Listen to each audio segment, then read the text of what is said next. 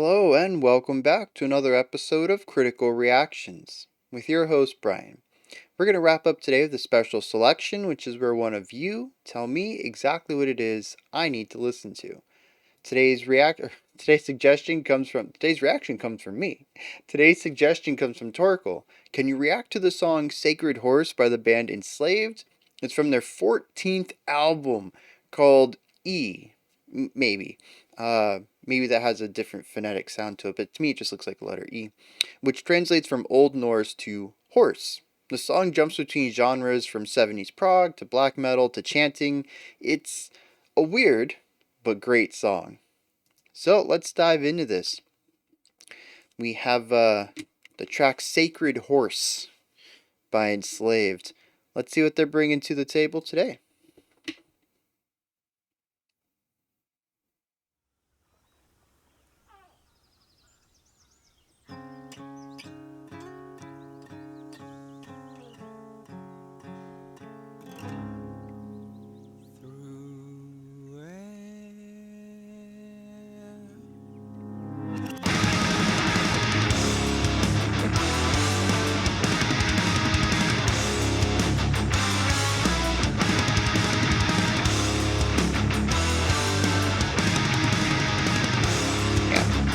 We got an 11-beat phrase going on.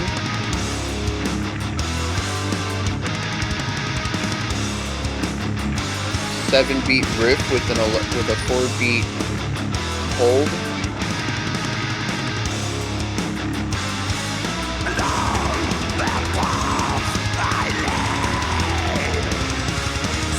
Vocals come in, we shift to 4/4. Oh, no, we don't.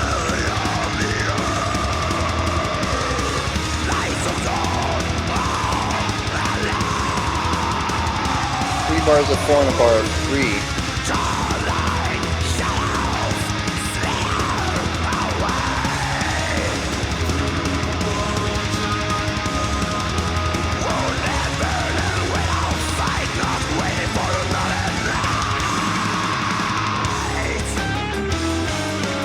Tons of energy so far. The drums are killing it.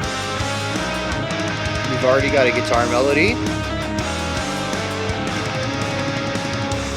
over the original 11.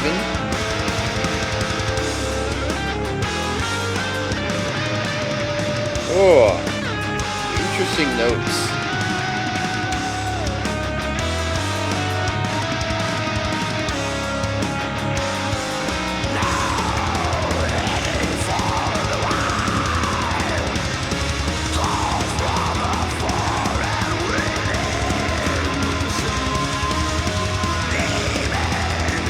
Yeah, so it's 4/4/4/3, 4/4/4/5. Interesting.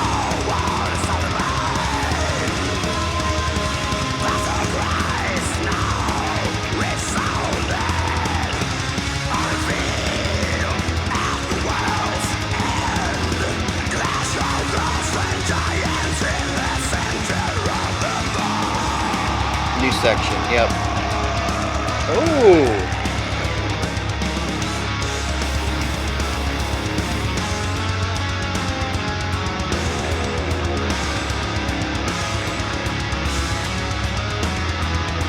Shifted to a bit of a waltz. A very driving, technically not a waltz. Just 3/4 with a heavy emphasis on 1.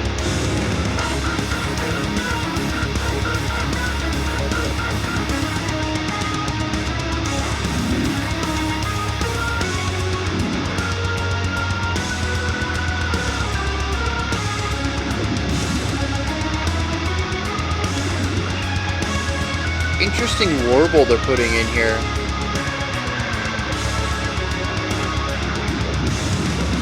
Yeah, what is that?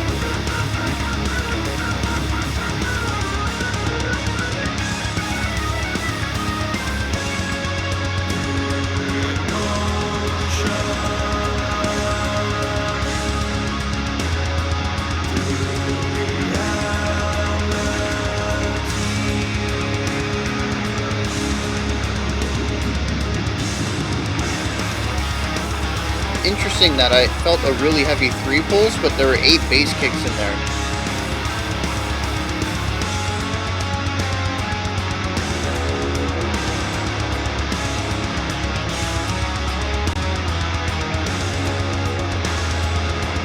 Same here. I think we're in 4/4 with just a really heavy triplet feel above everything.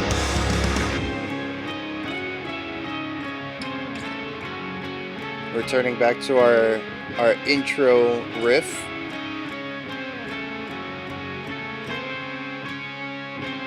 Ooh. It tricked me last time they cut it short. Tricked me then too. I thought we'd be in it longer. Now we are in it longer.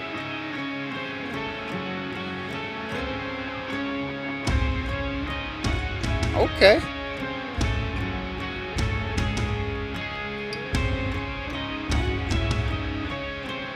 A bit of foreshadowing got my interest to start, and took them a few minutes to get back to this, but I'm ready for it. Let's go.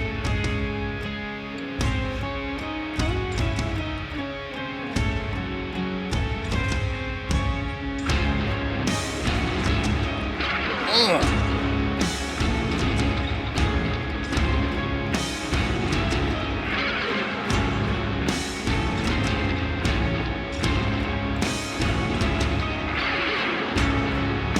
All sorts of really interesting guitar slide textures.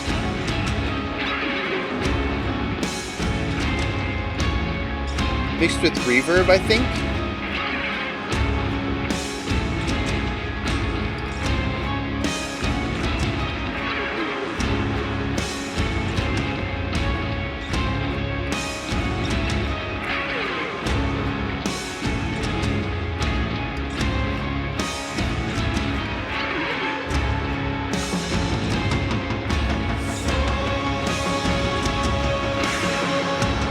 Yeah.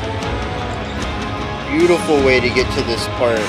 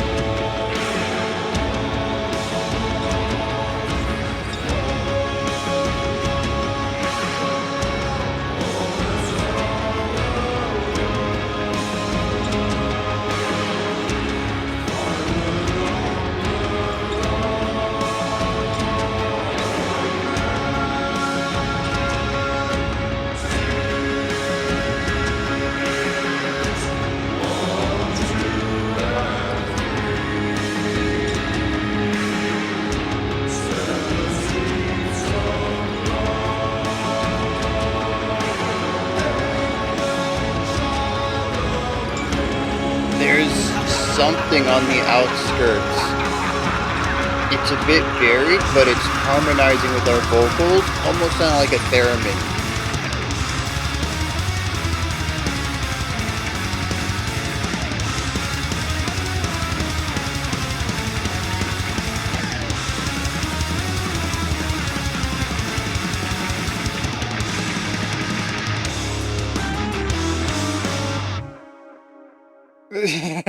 What?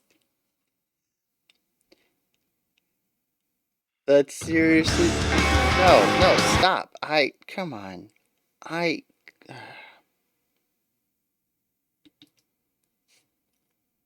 Wow.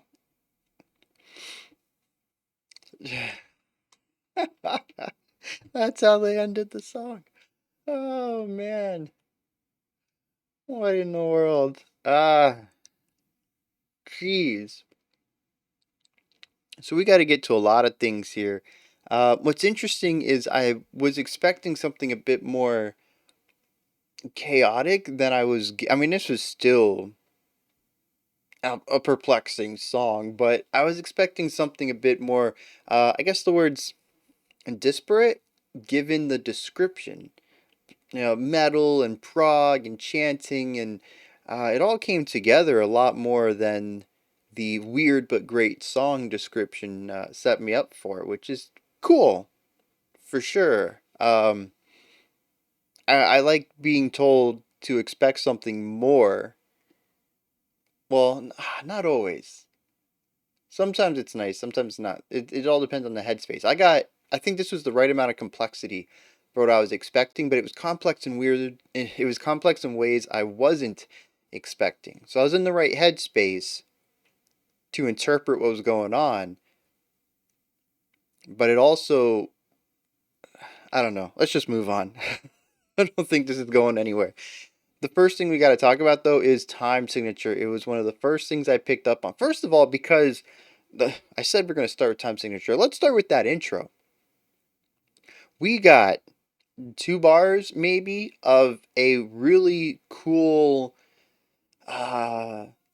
like Indian riff, and we eventually expanded upon it later as well in our outro, but it's a really cool scale that feels very uh Middle Eastern ish. Um and I was ready for it, right? It kind of has what is it, Paint It Black vibes? Is that the song I'm thinking of? With the sitar in it. Uh, Classic song. I don't know. Maybe it's Paint It Red. It's one of those two.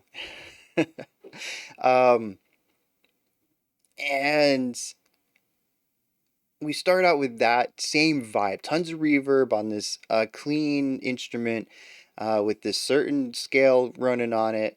And 7 beats into it, bam, brick wall of metal tossed in my face. And it's not even just the abrasiveness of that, but like I had mentioned, it's time signature too. Like it's four for a lot of it, but not all of it, which is very confusing when I'm still trying to get a grasp on the fact that sonically the landscape has massively changed. Not only is this not the song I was preparing for, it's not even the song I thought we were listening to, and I have nothing to grapple onto with this. So I am scrambling for anything, riffage. The riffage is pretty simple. I've got that nailed down. Atmosphere. It's a pretty intensive, aggressive sound. We got like these heavy guitar sounds, and we got these vocals coming in. Like, okay, I'm getting kind of like a foundation here. What's going on? But I can't quite figure out the pattern to the phrasing. And it actually took me until the second time we hit this verse to figure out what was going on. And I tell you what, man, this is the funnest type of whirlwind I've had in a while. We've listened to some stuff. This actually, the Laurie Anderson one, um, was that yesterday? Yeah, yesterday's Laurie Anderson. Um, that really threw me for a curve. Uh, but it was a different curve. It was like a mind bending like actually getting stumped. Actually, that's what it is. It did stump me pretty good. Um, but this was a puzzle that I knew I could solve. I just had to put the time into it, and the song was moving at such a speed. It was demanding, not even asking, demanding that I keep up with it or get lost in the dust. Um, and that's what made it fun. I knew I could do it, but I was under a time constraint, and it's like the second layer to the puzzle. So I mean, just I had a fun time with this one. Anyways, though, this opening verse is in this wild bonkers time signature thing. I don't even know if it's technically it's compound time signature. I'm gonna go with that. Um, we have a series of 4/4s. I think it's three of them, followed by the wrap up bar. And the wrap up bar wraps up the entire 4-bar phrase, and it is a different length every time. The first time we hear it, it's 3 beats. The second time we hear it, it's 5 beats. I think we go back to a 3 and then we go to an 8. An exceptionally, it's basically 5 bars of 4 at this point.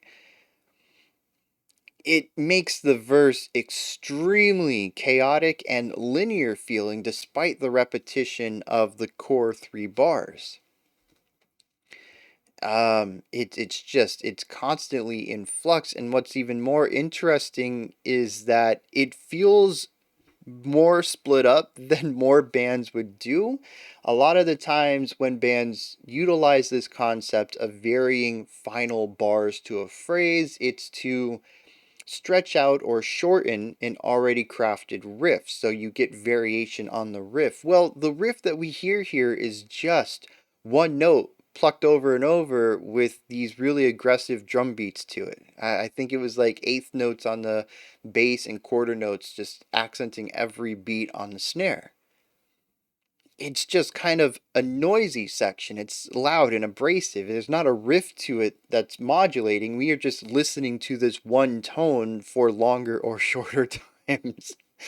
It's an extremely disorienting section to be, especially to be thrust into as it was. You know, if we had built into it layer by layer, it wouldn't have been as it still would have been a puzzle, but I would have been given a chance to figure everything out as time goes on, given a piece here and there. But to start with something so far divorced from that section and then not to even give listeners a moment to understand what our intro is before being thrust into this chaotic moment of an ever changing time signature with a bouncing back and forth between these semi melodic riffs and noise. Yeah, it's a fun whirlwind. It's a fun tornado to get tossed into. That's a weird metaphor. Um, but yeah, so that's what's going on there. It's kind of bonkers, tons of energy, and this constant flux between groovier semi melodic metal riffage and noisiness, and just bouncing back and forth between the two of them in varying ratios of exposure. It's wow.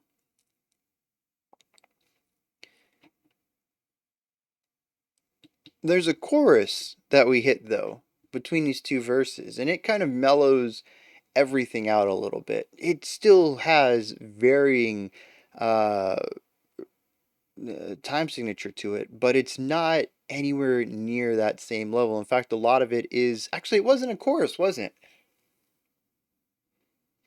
No, this was the guitar melody, which was cool because see, there's actually a section prior to this wildly disjointed verse that took the same idea though.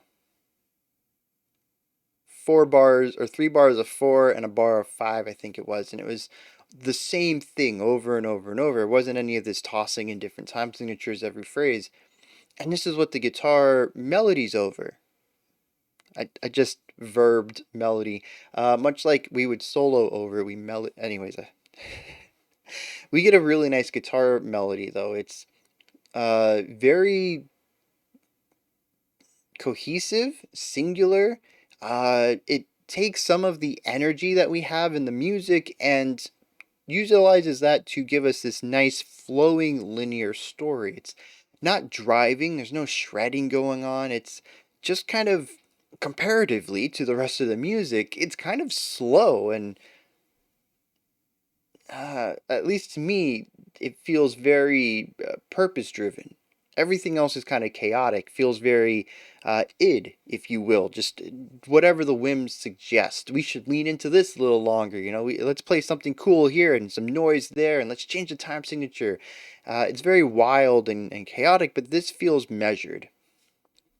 So I think it's a very interesting counter to what's going on underneath it, which is shifting time signatures and moving from riffage to noise. And we get this nice flowing melody above it. It takes us back into another verse. I finally figured out what was going on there. That was nice. And then after this, though, we hit I'm trying to remember this one. I had mentioned it was a waltz. I'm trying to remember the details here. Which, see, here's the thing though, is that it feels waltzy if you just take the accented hits. We have bump, bump, bump, bump, bump, bump, bump, bump, bump, bump, bump, bump. It's 3 beats with a heavy emphasis on one. 1, 2, 3, 1, 2, 3, and you get this really big accent on the one. And that was our snare hit, our bass hit. I think that was it. Really giving us that accented downbeat for the bar. But it wasn't waltzy, which is weird because it had the two key aspects of waltz 3/4 emphasized downbeat, especially with a bass emphasized downbeat. But there was something not waltzy about it, and I figured it out later. I think that section's in 4/4. I mean, that it completely eradicates one of the necessary components of waltz is the 3/4 time signature. If you listen in to the bass kicks, we get 8 of them, which is 4/4 if we're counting them as eighth notes, which means that we have a triplet vibe going over the top of this 4/4. And not only is it a triplet vibe in one instrument, but it's a triplet vibe in two instruments, both of which are emphasizing the first note of these three. We kind of have a waltz against black metal bass kicking. What?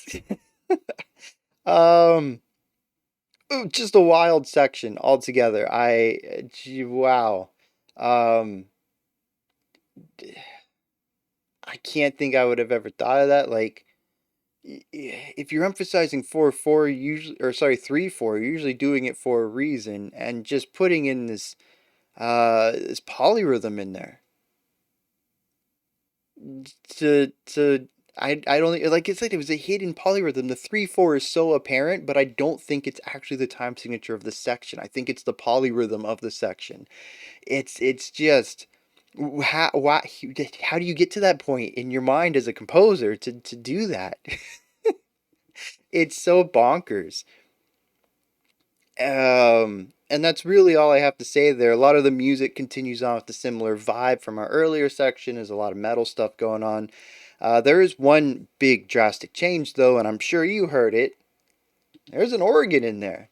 Organ came out of nowhere. We didn't have an organ in any of the sections prior. I do think this is neat though, where we have vocal melody, instrument melody, vocal melody, instrument melody. Very cool pattern. It gives us sort of that A-B that we would have with a verse chorus, but allows us to explore it in a different way. And technically, since our second instrument melody is a change in perceived meter, we'll go with that. It's still 4/4, but perceived meter, and an entirely new musical section. The melodies and riffs and all that are different. We could actually even call this A-B-A-C, which if we didn't end up moving to the outro section next, we could actually have a really cool recurring vibe here of returning home, but finding ourselves moving further away from it every time. A-B-A-C, A-D, A-E. It's a very cool song structure. You always return home, but you can explore as far as you want away from it. But you always have this place to feel comfortable, right? But they didn't go that route. Still kind of cool they started in there, though. The organ solo is interesting because we began to introduce different sounds. Uh, it got a little, well, for not for a lack of better words, but just because I think it pretty synonymous with this. We got proggy there. We pulled in some semi-dissonant tones. The organ felt like it was just at one point playing in an entirely different key than the rest of the band. Yeah, I don't know if they actually shifted there and the band didn't follow, or if they were just pulling that many notes outside of the key that often. It was just kind of weird, but also very. See, here's the thing. Organs, to me, having learned a lot of history of the instrument, are very solidified in a specific area of, well, two specific areas of music, because prog rock ended up uh, utilizing the organ a lot. But learning about that was much later in my life than when I learned about the origins, semi origins, popularity of the organ in the classical, especially in the Baroque period of classical music. And it was primarily written for church music. And that's probably because the organs of the time were primarily found in churches, but this is like a whole topic we could get into on a full video by itself. But to me, organs will probably always, until I die, I will associate them with church music and hymns and just faith in general. So the idea that this song is called Sacred Horse and randomly includes an organ already brings a bit of faith and congregation element to the song that will get further explored in our outro. I don't think it's weird that it's here. It feels like it kind of expected it to be given the title, and it's used more so as a prog rock solo more so than a classical organ usage. I think is an interesting combination because we get the religious component, the sacred component, from its first wave of popularity, and then we bring in its musical significance in its second wave of popularity. So we kind of get the atmosphere and emotion of it from one section and its musical component from another. It feels like it pushes against boundaries, but it's still about reverence. It's very cool in that manner. And of course, this leads to a breaking down of everything, wiping the slate clean, starting over from scratch. And wait a second, they went back to the beginning. And this was cool because, well, honestly, because this section is surprising in a lot of ways. When we started, I thought it was our intro, and we barely had any time to figure out what it was doing before moving on to something else. So I'm surprised already. I thought we were doing this, and now we're doing this. I want to explore this. I thought that was a cool idea. Why'd you take it away from me so quickly? Only for it to sort of be a foreshadowing for this section, but see, it was introduced to me as a 2-bar idea. So the fact that it lasted more than 2 bars here was surprising again. Intros are not supposed to be short. You have subverted my expectations there and thrust me into the first real section of the song earlier than I expected. But you've also trained me to hear this opening idea as a 2-bar phrase, and you have subverted that expectation again by making it the foundation of the entire final 2 minutes of the song. Y'all are tricky. Very tricky. But it was very cool. Like I said, it's a bit of foreshadowing. Got some expectations destroyed. Just a fun time all around, and we got to actually build an entire section off of this. Then we slowly add in some melodies to fit around it, some rhythmic components to accent what it is doing, to support its ideas, and then eventually more layers as we include a full chanting section, really bringing in the congregation element of a sacred, well, this would be a sort of hymn or possible ritual around a sacred horse. It's interesting. Um, the album is named after um, a translation of ancient Norse. Yep, translates from Old Norse. Old Norse the horse. I didn't catch that the first time. That's fun to say. Um, Yeah, it translates from Old Norse, which is uh was it pagan? Is that the classification of religion? We can go there. But it's interesting that the usage of the organ and, well, I mean, the chanting is kind of ubiquitous, but at least the organ I bring in from more Western Christian values. I don't know if the organ is a big instrument in Norway or Norse history. Um, but yeah, I just realized that I used different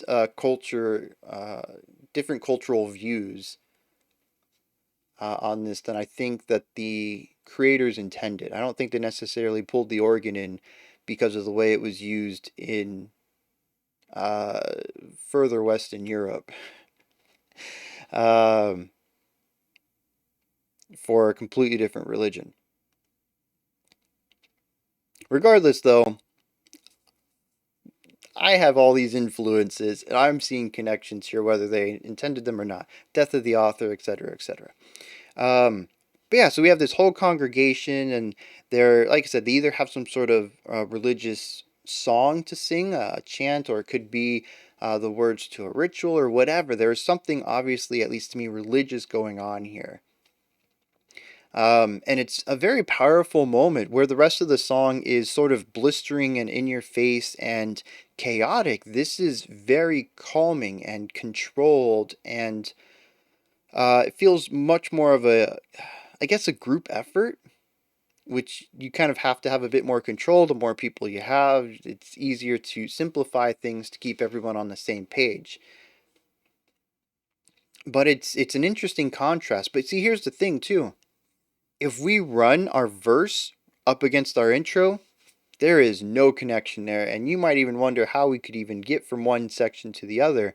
They did a phenomenal job of this.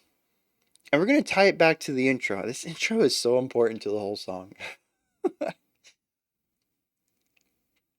The foreshadowing connected this idea, the foundation of our outro, to the rest of the song. It's that piece that we wanted to explore. It's also the piece that tricked us into thinking we were getting something soothing when we were actually getting aggressive metal.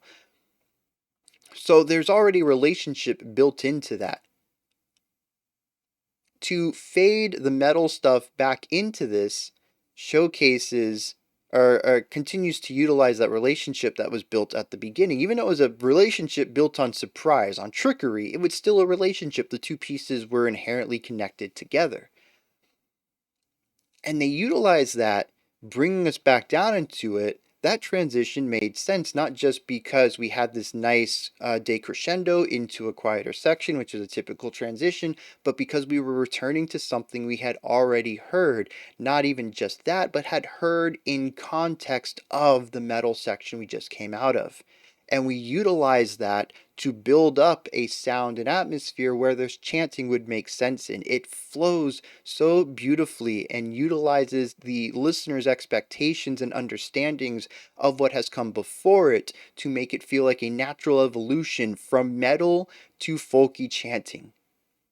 It is wonderful. And then that, if I remember right, takes us out of the song. I don't know. I've been talking for a while. I kind of forgot what the outro was. Oh no! The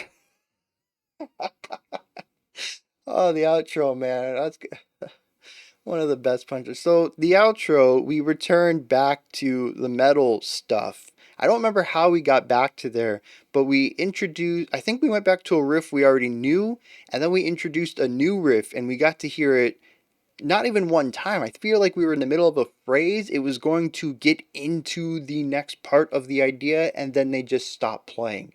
Like, talk about, again, ruining expectations. When you hear new parts, you expect to, especially in metal, hear them repeatedly. Metal, a lot of it is about riffs, it's about loops, it's about repetition.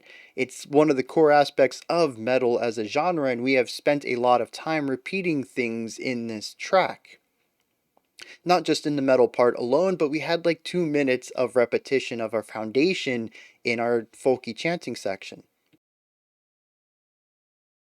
And we get to the end, and it sounds like they're doing new stuff again. It's supposed to be the next part of the song, and then they just stop. And it's not even, like I said, I don't even feel like we got to hear the complete final riff here. It honestly feels like it was cut off in the middle. There was no resolution. It didn't feel like that part would loop back to the beginning of the riff. It's but it doesn't feel linear either. Like, even if we accept that this is not a repeated riff and this is a linear line, it doesn't really resolve the song or itself very well as a phrase. It honestly feels cut off in the middle. Why? I don't know.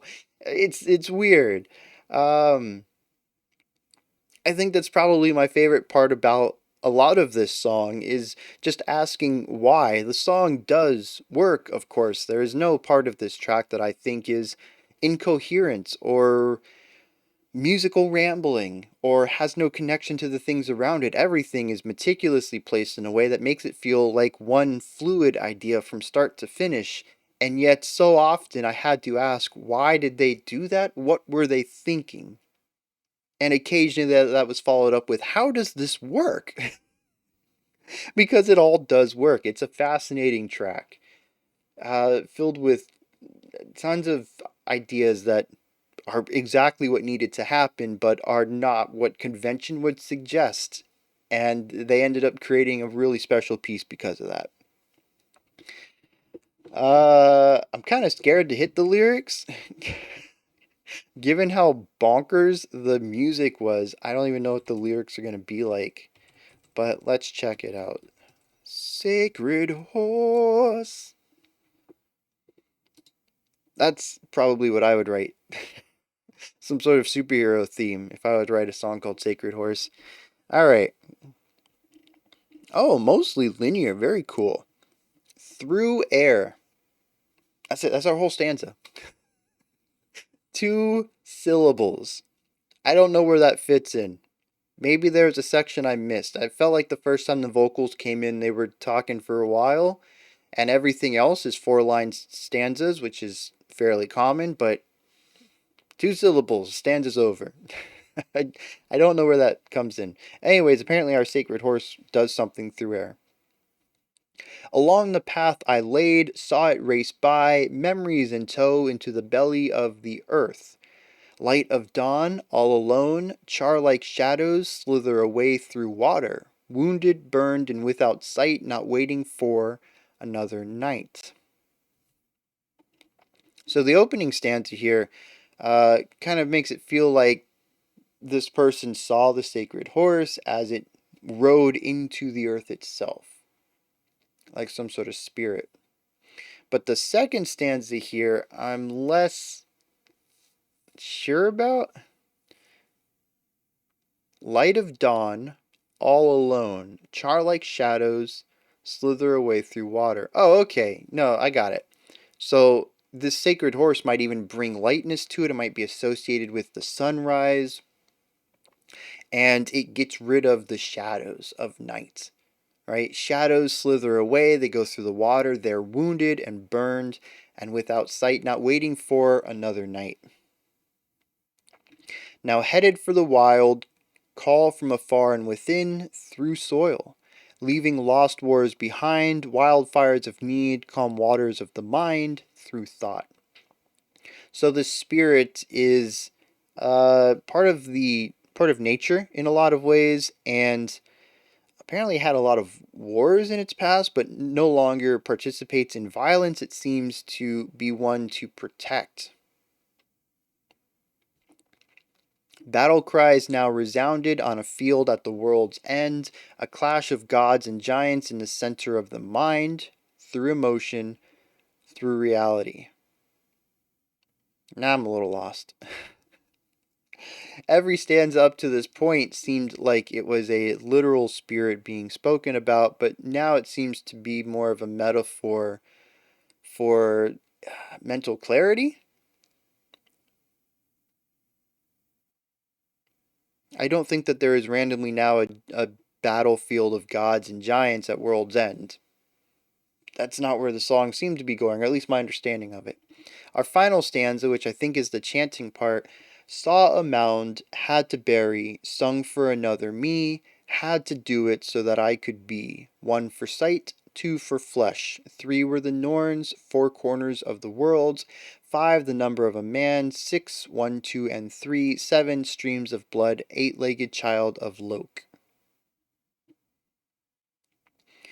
And this seems to be some sort of burial ritual. And see, now I'm very confused.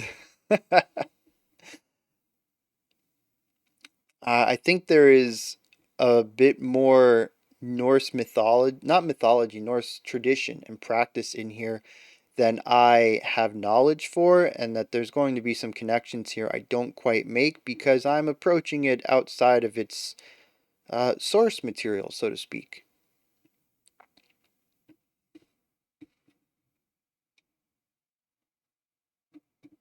But if we pair this back to the music, it seems like this is about a battle.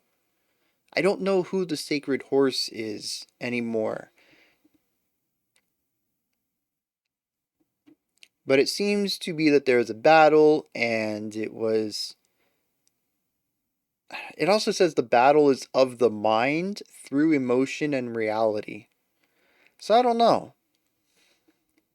But through this battle, whether it was real or not, somebody was lost and they had to bury them. So this battle is the chaotic first half of the song, and the burial is the ritual that I was speaking of, the collective hymn or chant that we had in the second half. Through that, it works very well, and there's even a little bit of a narrative in there.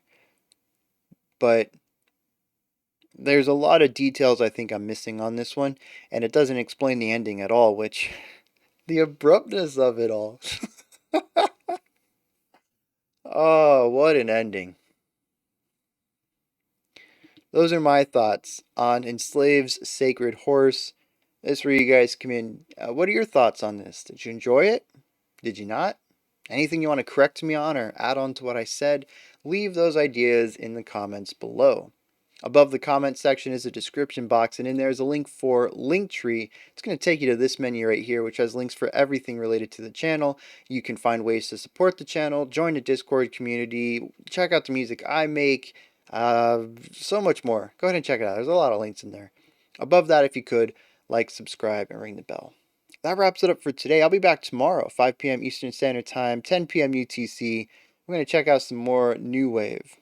Until next time, remember to be critical, not cynical of the music you listen to, and have a fantastic morning, afternoon, or evening whenever you choose to watch my videos.